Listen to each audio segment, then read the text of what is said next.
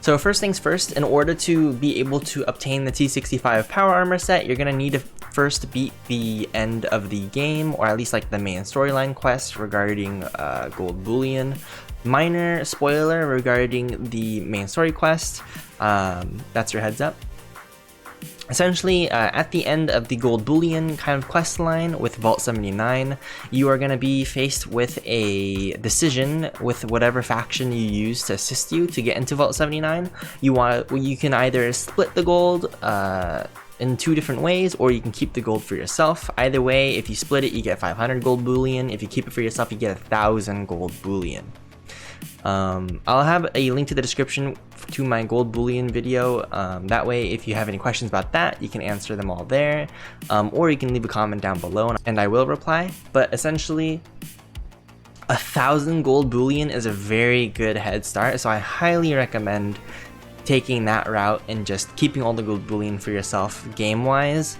It did feel kind of bad, you know, pretty much scamming the faction that helped us because I promised them a cut, but I just kept it for myself. But in the grand scheme of things, having 1,000 gold bullion to start off will save you a lot of time, because the gold bullion grind is there. It's real. But once you complete that quest line, you'll unlock the Vault 79 fast travel spot, or you might already be in the Vault 79 room if you just finished the quest line. So either way, this is how you would get into it. You just go into this room, into this like little shed, into the elevator, and then you can just enter.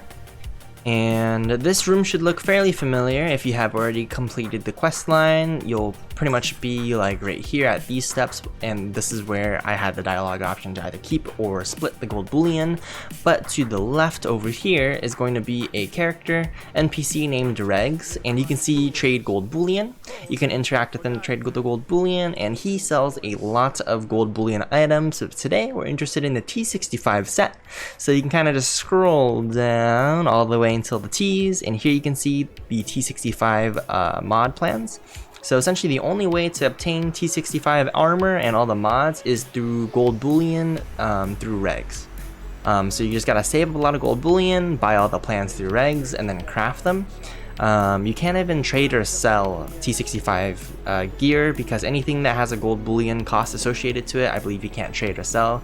It's just something that Bethesda has implemented, so no trading of those kind of items or selling. But you can see that there are all of these mods here, and there's the helm, and there's the left leg, and the arm. And yeah, that's all the T-65 things right here.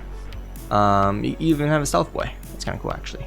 But yeah, so those are going to be the mods right there. But just so you guys know that T-65 power armor does have the highest overall resistances in the game, so it's pretty much the best power armor in the game.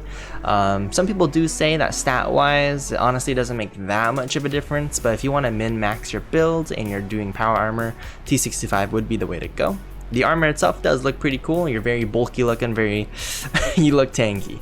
But the gold bullion grind is real. And so the helmet at level 50, or the helmet plan is going to be 1650 gold bullion. The torso plan will be 1250. The left arm is going to be 1000. The right arm is going to be 1000. The left leg is going to be 1000, and the right leg is going to be 1000. So the arms and the leg plans are all going to be 1000. So that's going to be 4000 gold bullion total. And then the helmet and torso, the helmet being 1650, the torso being 1250, all of that comes to 6,900 gold bullion, and you cannot use charisma or anything to lower these prices. So it's going to be 6,900 gold bullion for the full power armor set, and that's not even including all of the mods. Like, you know, if you want some of these mods, they're pretty expensive. I think the most expensive T-65 mod is actually going to be the Jetpack, which I've already learned. Yeah, I've only been able to learn the torso and the jetpack. That way I can swap it out of my excavator set and jetpack around if I need to.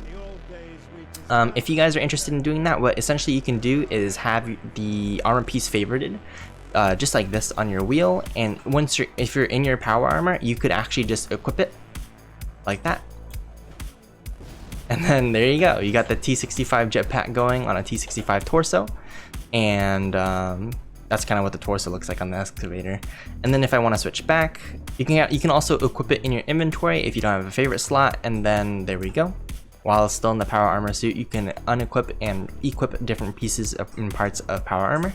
Alright, so that's going to be pretty much everything regarding how to get the T-65 armor set plans and the mod plans. But in terms of actually crafting the T-65 armor set itself, you're going to need a bit of materials.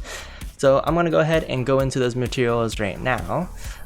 In total, you're going to be needing 90 aluminum, and you're going to need 60 black titanium. You're going to need 14 circuitry, 45 gears, 17 glass, 10 nuclear material, 56 oil, 80 plastic, 40 rubber, 90 screws, 84 silver, 30 springs, and 156 steel.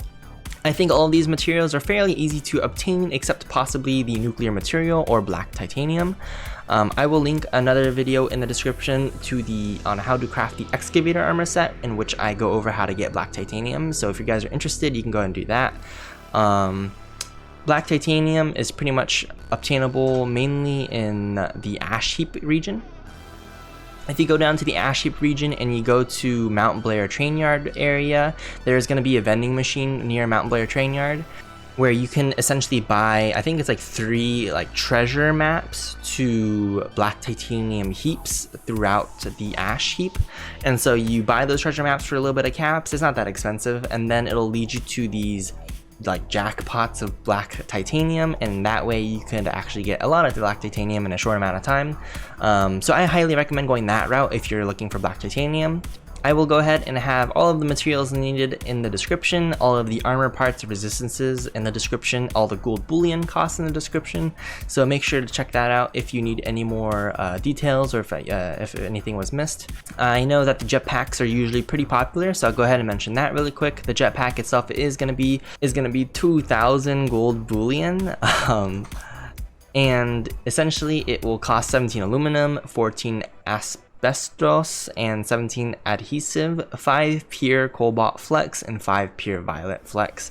If you don't know how to get flex, I'll go ahead and link a flex video into the description as well. That way you can find out how to get flex, how to stabilize it into pure flex, and then use it for crafting. But yeah guys, that's pretty much gonna be it for today's video. That's how you're gonna get the T-65 power armor plans and mods, and that's pretty much all the things you'll need to craft it.